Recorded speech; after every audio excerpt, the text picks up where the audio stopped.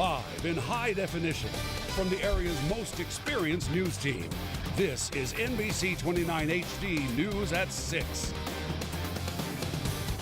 Tell me she's not dead. Tell me she's not dead, though, please. Please tell me she's not dead.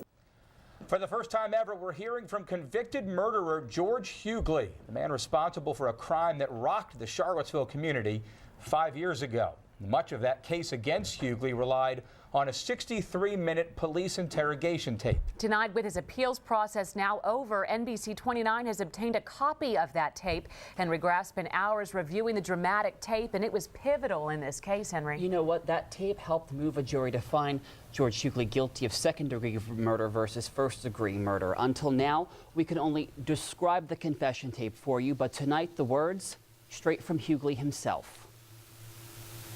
You killed her, George. You killed her. She's dead. I think you knew that already. It's 7:52 a.m., May 3rd, 2010, just 43 minutes before life was about to drastically change for University of Virginia star lacrosse player George Wesley Huguely, the All-American boy from Washington, D.C., who was about to go from the top of his game to convicted murderer. No, I mean, she was not screaming.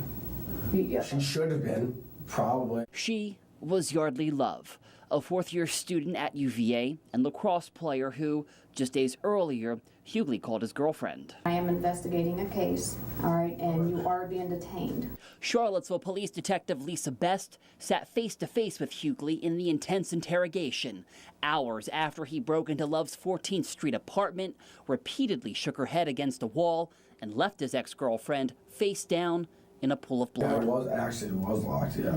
Because I think I put a hole. Yeah, you punched a hole through the door.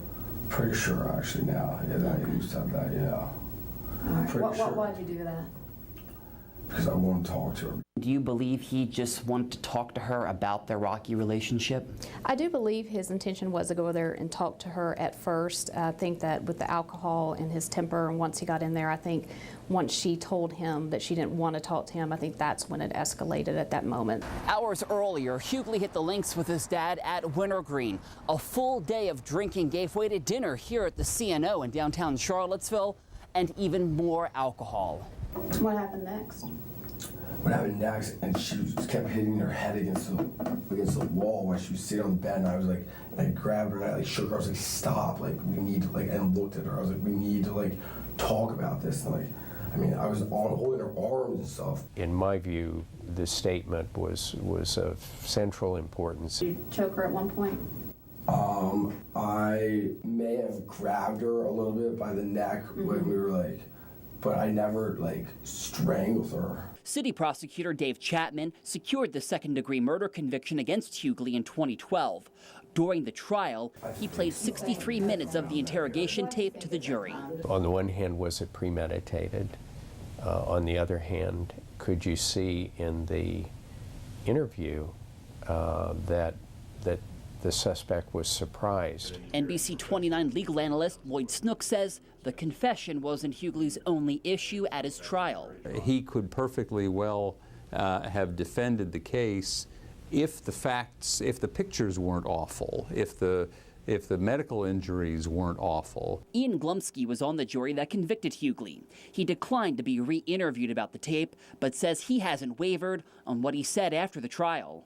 When things start off, he's basically a bad boy with his hand caught in the cookie jar. I mean, I'm in here for assault charge. And then when they tell him that Yeardley's dead, there's a very big change in his demeanor. I want to see her. George, look at me. George. She is dead. He would have had to been a fantastic actor to pull off the emotional responses that he did. How is she dead? I found it very believable. Oh, no, I didn't know. Why didn't you know?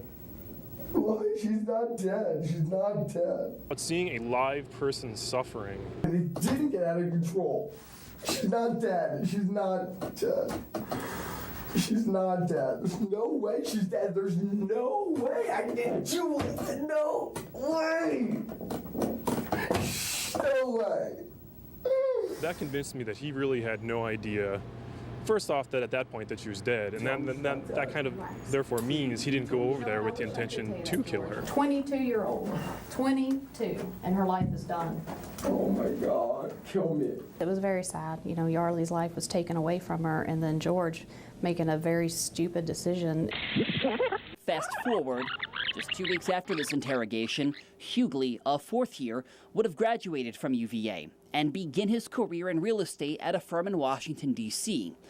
A promising dream turned nightmare in the blink of an eye.